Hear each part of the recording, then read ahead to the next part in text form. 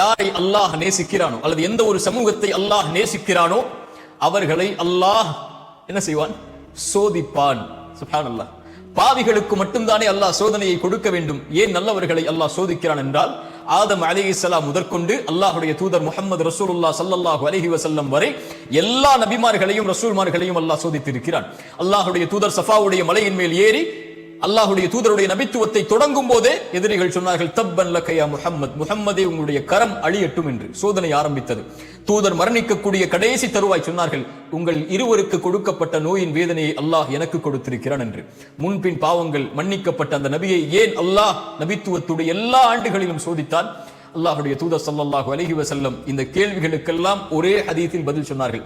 அல்லாஹ்வுடைய தூதர் ஸல்லல்லாஹு அலைஹி வஸல்லம் அவர்கள் சொன்னார்கள், இந்த பூமியிலேயே அதிகமாக சோதிக்கப்பட்டவர்கள் பாவிகள் என்று சொல்லவில்லை, நபிமார்கள்.